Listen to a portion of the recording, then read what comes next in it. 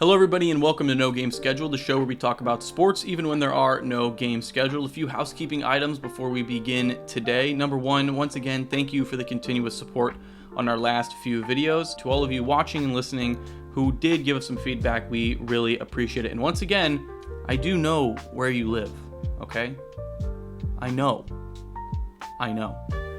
And second, for those of you wondering what the pattern and what kind of, rotation we're going in for videos, our first video is on hockey, our second video is on basketball, and today we're talking about baseball. Our next two, we will be talking about football and soccer. I don't know which order it will be in, but the first 5 videos on the new YouTube channel, we're going to get the 5 major sports first so we can fill up separate playlists. And then after that, we're going to be doing a wide assortment. There's not going to be a pattern. We might do 4 basketball videos in a row. We might do 2 baseball, might do 20 football. We might talk about college football. It's not a might, we will be talking about it. I can promise you that right now. But getting into a little bit of a pattern here before we go a little bit berserk, especially come fall when sports really do take off. But for that, thank you for your continued support and we hope you enjoyed today's video. And today we are talking about some key takeaways of the 2024 MLB season so far. The All-Star game was yesterday. The American League won. Wasn't an all-time great All-Star game, but there was some great moments, especially if you want to tune in and watch some of your favorite players, because for some reason every team gets a representative now, even though they shouldn't. And if you're like me, who is a White Sox fan, you did get to tune in and watch one player who you actually like, and that is Garrett Crochet. And that's going to throw us into the first 2 teams we're talking about today. Chicago right now is the waste paper basket of the MLB, and it's been a while since the janitor has come around to clean out the scrap. Both the Cubs and the White Sox are the laughingstock of each respective leagues, and rightfully so.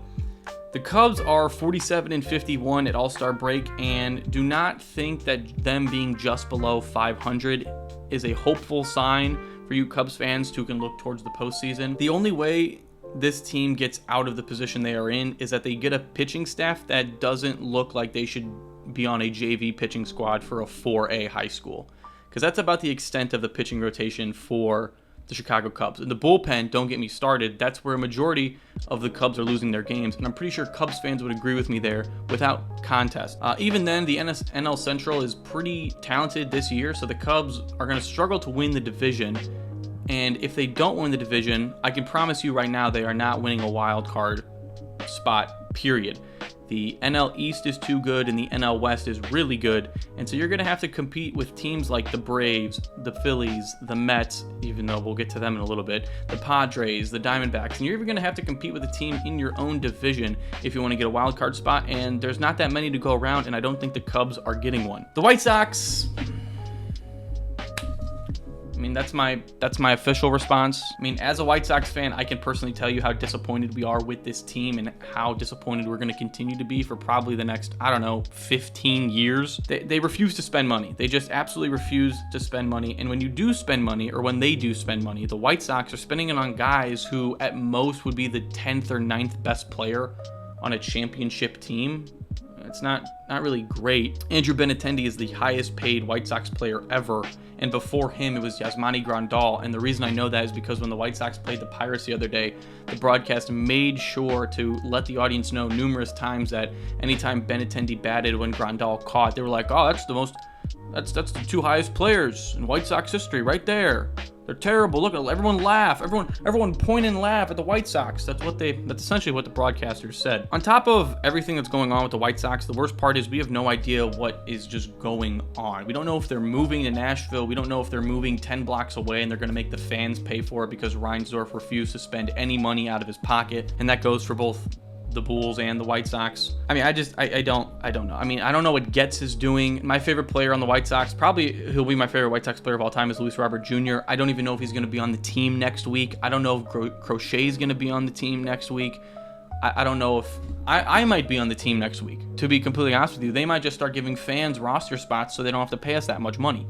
That's the state of the White Sox right now. Both the Cubs and the White Sox are bad.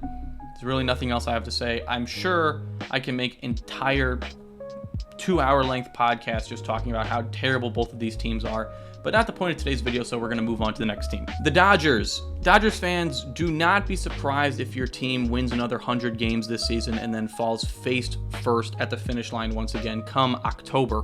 We've seen this team spiral into oblivion numerous times before, and I think it's going to happen this season once again for 3 reasons. Number one, Dave Roberts. Not a great coach despite what people think.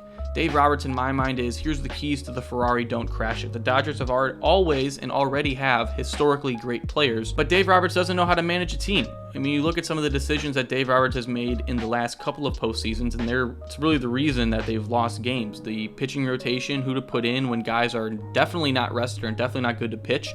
The lineup hasn't been great. He's refused to take out guys who are just not hitting in a series. And, maybe that's Dave Roberts and maybe that's the front office. Whoever it is, it's just not a great managed team, and that's going to hurt you come playoff time. A great team, it can only take them so far as the lineup and the pitching rotation goes. Two, your lineup is incredibly top-heavy, right? Ohtani, Betts, Teoscar Hernandez, Freeman, they're going to do a great job, and they're going to hit the baseball, and they're going to hit it hard. No one's denying that fact. However, I have been to one Dodgers game this year. I've actually been to two Dodgers games in the last year, if you can believe it. One in St. Louis, one in Cincinnati. This previous one, I went to Cincinnati, and two things I took away from that. Number one, I watched Shohei Ohtani strike out 3 times and then hit a triple. And two, their bottom of their lineup is just not good.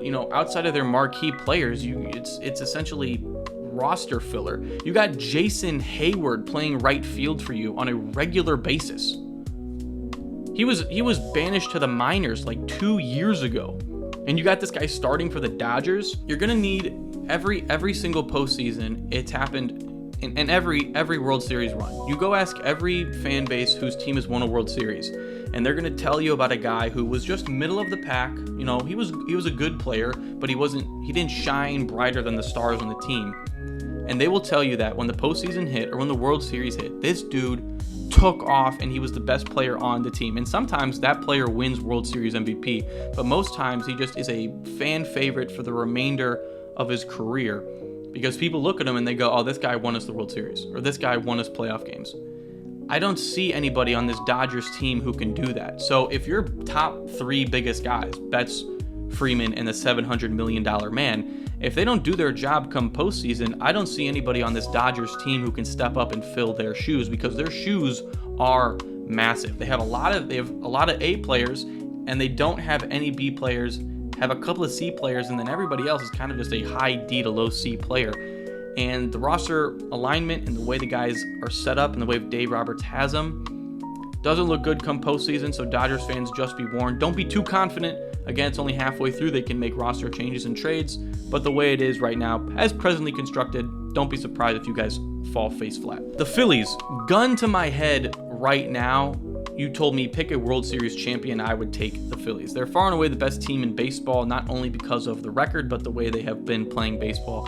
And you look at the teams they have beat, they have a dominating lead in the NL East above the Atlanta Braves, who are also a good team, and we'll talk about them in just a little bit. I feel the Phillies window is the easiest to go through right now. If you think of teams across all sports, if they put a lineup together and they pay guys and they get a coaching staff and they have a good rotation and guys are playing their best sport, every team has a window, and if they don't capture the championship in that window, they don't go through that window, it's gone for a while. And right now, I think the Phillies window is the easiest to go through. The NL is tough, but you got to think, come playoff season, they're only going to play 2 or 3 teams, right? They're not going to play every good team in the NL. I mean, they swept the Dodgers roughly a week ago. That's probably the only team you can call their equal right now outside of that and the Braves. I think that series was a message to the league. Like, yeah, I know we're beating teams that are bad, as they should, but we're also going to beat the good teams. And I look forward to seeing what the Phillies are going to do the rest of the season when they come against teams who are well above 500. The roster is filled up with great playoff performers. I know a lot of people would point at what they did last year and say that's not true, but you are right. Phillies last offseason definitely hit a bump in the road, but outside of that, good playoff players, especially Kyle Schwarber, who's had a great career ever since leaving Chicago. And these guys on the Phillies roster, they're hungry for a championship, and hunger for a championship will sometimes beat skill. And if you have enough of those guys, you're going to beat baseball teams. Also, with the amount of money the Phillies are spending, they should be winning the World Series. The Orioles and the Yankees are in a highly contested battle atop the AL East, and right now, there is really no way to tell who's going to come out on top. You could flip a coin, and that'd probably be the winner. I think it will make for very entertaining baseball to watch these two teams face off in the postseason, but who knows what's going to happen. It's tough to say right now which of these two is going to come out of the division and which one is going to go through the wild card. The Yankees have been doing a fair amount of losing as of late, which has allowed the Orioles to take a little bit of a breath come All-Star break. But if you put these two teams on paper, I think you'd be surprised on how close they are to one another, whether it's outfield, infield, or pitching staff. These two teams are close and they're comparable in a lot of ways. As someone who will hate the Yankees until the day he dies, I'm going to cheer for the Orioles, of course. But if the Yankees have a playoff run this year, I'm not going to be surprised. Juan Soto to them was a great signing, and as someone who saw him go to the Padres and expected him to be big, he wasn't, but for some reason he's really turned it around. And I think change of scenery is something that isn't looked at a lot in sports, and it's clearly helped Juan Soto. The Mets, it's not happening. The Toronto Blue Jays, talk about a window of opportunity that was opened and then it immediately shut on their face. The second the Toronto Blue Jays peeked their head out the window, that was it. They peaked and they were done. I'm curious to see if the organization is going to bury their heads in the sand for a little bit longer and try to keep this going, or if they're going to start selling off their best players and just admit a rebuild come the second half of the season. I think Vlad Guerrero Jr., that's a player who takes a team's playoff chances and massively increases it. Now, there's always a what-if factor. We've seen a lot of big-name guys go to teams and they just don't do anything. I just mentioned Juan Soto not that long ago to the Padres. But if Vlad Guerrero Jr. goes to a team who desperately needs a first baseman or who really needs a guy to hit out of the DH spot, that becomes a much better ball club without a doubt. No, I don't think Boba Fett over there in the middle infield is going to make a big difference for a contending team, but he will, he'd be a piece that you'd want to bid off. I just don't know what happened to the Toronto Blue Jays. They were a really young and energetic team, and injuries didn't stop them. They just kind of fell flat. Blue Jays fans, I know there's a couple of you watching. I know Caleb's a Blue Jays fan, a little bit. I don't know what happened to you guys. If you guys want to tell me what happened, I would love to know, because I really just don't. The Atlanta Braves have lost a lot in recent years, offensively speaking, but without hyperbole, and I do mean this, the Braves have the best pitching staff in all of baseball. Hands down, pen on paper, and if you look at the things they are best at and you look at the things they are worst at, this is the best pitching staff in baseball. Lowest ERA, third lowest in hits, lowest runs allowed, and seventh lowest batting average of opponents. The Braves being second in the NL East and not being looked at as a better team is solely due to offense, and unfortunately that's how most sports are looked at nowadays. It's not about what you've done for me, it's about what you're doing for me lately, and people just view offense as a bigger thing, and seldom and very often people look at defense and go, hey, that's really important. A lot of people just don't do it anymore. The Braves defense is fantastic. After losing Freddie Freeman and Dansby Swanson, your kind of marquee players, they've had to go down into their pipeline system and bring up better guys. And I talked about this with Anthony Hudson a lot, who is from Atlanta. He's a Braves fan. And sometimes in sports, contracts can get so big that it happens to affect a team negatively. You have to pay guys like Freddie Freeman so much money that your cap space gets cut and you can't bring up younger guys or bring in smaller pieces who are really waiting to break out, but they can't contribute because no team has the cap space for them. So Atlanta, who freed up a lot of cap space with getting rid of some of the guys or losing some of the guys they have, allowed younger guys from their minor league system and allowed them to go get smaller pieces to really make a good baseball team. Now, offensively, they're not as great as they used to be. They used to be one of the best offenses. I'd probably put them top 10 now, and they're definitely on the bottom half of that list. But the pitching staff has been fantastic. I'm beyond happy for Reynaldo Lopez. He was a guy for the White Sox who was super consistent, super reliable, but the other guys we had in the pitching staff kind of just overshadowed him. Right? Lucas Giolito, Carlos Rodon, Lance Lynn, Dallas Keuchel when he was good. All these guys just overshadowed him. And then Dylan Cease started to make a name for himself. Kopech started to make a name for himself. And so Reynaldo Lopez kind of got pushed to the side. But Reynaldo Lopez is a great pitcher, and he's proved so with the Braves. Also, shout out to Chris Sale, obviously a former White Sox. I'm really happy to see him actually play more than 3 innings without getting injured.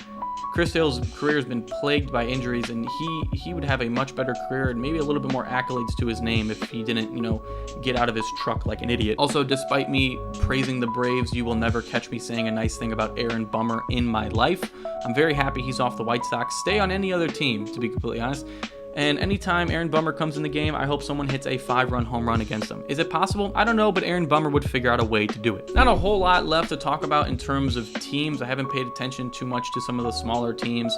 There's teams that are definitely just right now purgatory for other teams and players. The A's is just a farm system. The White Sox is a farm system. Teams that are definitely not competing, and so you're just hoping your best players can be really good so you can get them some value. I wanted to talk about Paul Skeens in this video, but I think I'm going to make a separate video about him. He's had a great start, 5th rookie ever to start the All-Star game. It's very impressive, but I don't think it's going to last very long, and I'll talk about that in another video. It's nothing against him personally as a person or as a pitcher. I just think the way he pitches isn't conductive to long-term pitching, but not the point of today's video. Right now, I know I mentioned if I could pick a World Series winner, it'd be the Phillies, but if I had to pick who the World Series would be, it'd be pretty tough. I mean, I think one of those top twos in the American League East definitely goes to the World Series, either the Orioles or the Yankees. And then I think the Phillies, if you have to look at, Final Four. I haven't mentioned the American League Central. The Cleveland Guardians are one of the best teams in baseball. That's what the power rankings tell me, but I promise you it's not as great as you think it is. Yeah, their team has really good hitting, but their pitching staff really isn't that to be admired. Quam's been doing good. Josh Naylor's been doing good. Jose Ramirez, who I hate Jose Ramirez, not because of he's a player. He literally, just because he plays on the Guardians. That's the only reason that I dislike Jose Ramirez. Great player. He just beats my team relentlessly. But the American League Central, I mean, it struggles. The Guardians do this. Cleveland does this a lot where like every couple of years they just have a really high burst and they're in the postseason. It's kind of like the Cardinals, but the Cardinals every other year they're in the playoffs somehow. It does not matter how far back the St. Louis Cardinals are. They will figure out a way to get in the postseason at All-Star break. Right now the Cardinals are 50-46. The Brewers are 55-42. The National League Central, that would be a high and hot race for first place. And once again, the National League is just really competitive. And if you want a playoff spot, you're going to need to win the division, or you're going to need to win a lot of games because the wild card is going to be rough. But once again, going back, Final Four for the World Series. I mean, I'm going to take Phillies in the National League. And I got to be honest, man, I just don't ever trust the Dodgers. And so I could see Phillies Braves in the National League Championship Series. In the American League, I can really see those top two teams, the Orioles and the Yankees. I know it's crazy to think that 4 teams from the Eastern Division in separate leagues could be in the World Series, but I do think it's entirely possible. I don't know how the playoff scheduling would happen, so maybe that's not even possible. Maybe they might be on the same branch of a bracket, but those four teams I could easily see winning a World Series once again. Don't have faith in the Dodgers. I already mentioned that. Quickly talking about the MVPs, the MVP race right now. I could easily see Ohtani winning it for the National League.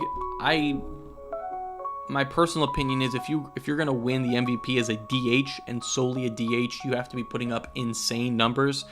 And Shohei Ohtani is. Bryce Harper's putting up a good case. Freddie Freeman's putting up a good case as well. I think if Freeman and Ohtani were doing what they were doing on separate teams, they would be looked at higher, but it's really hard to have 2 MVP candidates on the same thing. The Braves had it last year with Olsen and Ozuna. In the American League, I mean, Aaron Judge is playing great. It says here Gunnar Henderson is up there. He's plus 310 to win right now. But I think Aaron Judge is so ahead of the pack right now in what he's done. He's really pushing that Yankees team to be better. The Yankees have been losing games lately, as I've said, which might stain Aaron Judge's liability or credibility, I think I should say. A lot of people don't want to admit this, but MVP does. There's team success that's factored into it, and they're never going to give the MVP to one of the worst teams in the league. Ohtani, when he went on the Angels were bad, but they weren't one of the worst teams. But it's been a good first half of the season so far. I think it's where it's at right now. I think the second half is going to be much better than the first. I think there's a lot of teams who are going to step on the gas pedal come the trade deadline and make some moves and try to bust themselves up a little bit more. Who knows what the pitching standings are going to be come in a couple of weeks. Who knows if the White Sox are going to have quite literally anybody on their team. But right now, it's been a good MLB season, and I'm excited come October and come November when the playoffs start and when the postseason gets going. But that's going to do it for today's video. Let me know if you have any thoughts on the halfway point of the MLB season so far, and if there's any teams that you want to look out for that I didn't mention. If you think the Arizona Diamondbacks are going back to the World Series, number one, seek help.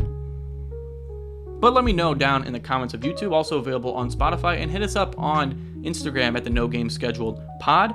We thank you for watching this video, and we hope you have a good rest of your day. Podcast out. Incredible.